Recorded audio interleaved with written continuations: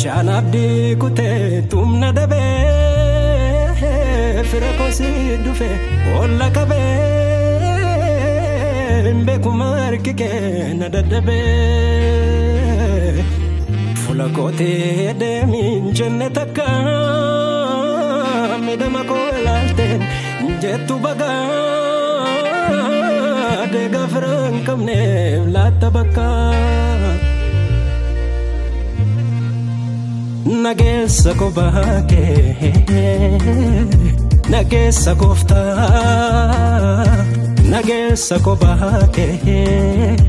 Ija kaminani hormar kalala Hanaf malake tumala Nagesa ko bahake Nagesa kofta Nagesa ko bahake Ijaka menani hormar kalala anaf malake tumala Nagesa ko bahake Nagesa kofta Nagesa ko bahake Samuka menani hormar kalala anaf malake kada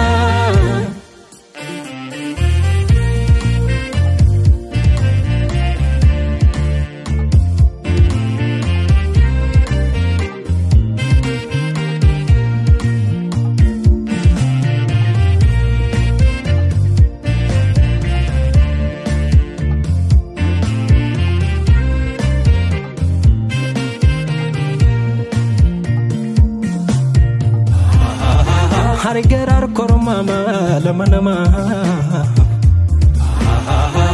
midama hanar kake walla nama hirmida futenya tugalfata hisafiran kamne sidubata Harigerar kormama lamanama midama hanar kake walla nama hirmida futenya tugalfata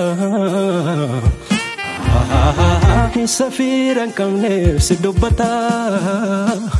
nabata sidada benye to matoma ormana tinta to kumafke tela mararke unduma bala damarkike nabata sidada benye to matoma ormana tinta to kumafke tela mararke unduma bala damarkike Ararake tulafana kasemi Ararake tulafana kasemi Ararake tufides nadabe Ararake tufides nadabe Ararake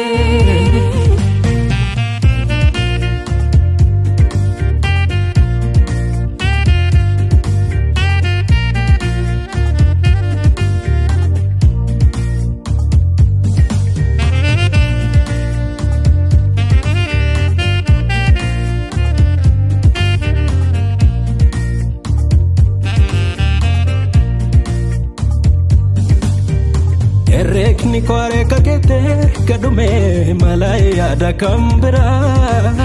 Eja ko sirrambu kiswani yomilende mufano ke jala Gala galeni milladoni matumani lalu halota ko Undo marol chale na targama barede fayinni ko Yala galeni milladoni matumani lalu halota ko Undo marol chale na targama fayame fayinni ko Arrako ilale mabdin kuto Isaboritu chala Mafanur markalala Walla fafgaranko namogau Isaboritu chala Mafanur markalala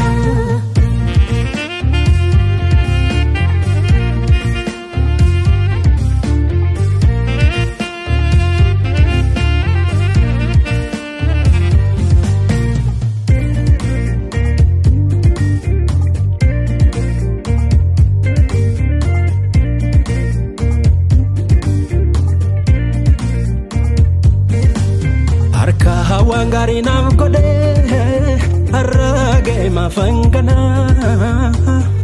Dabeen darbu sidadaba Wambor nagavato senani Mullahate waan darbuuf jedheemi Ormaatti yaada kooniro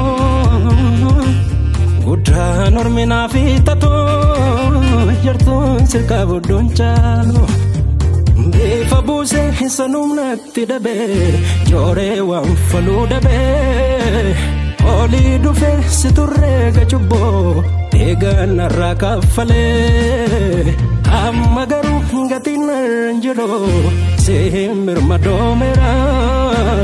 Maqaan narratti chaafame sunis Narraa dhugoogameera ka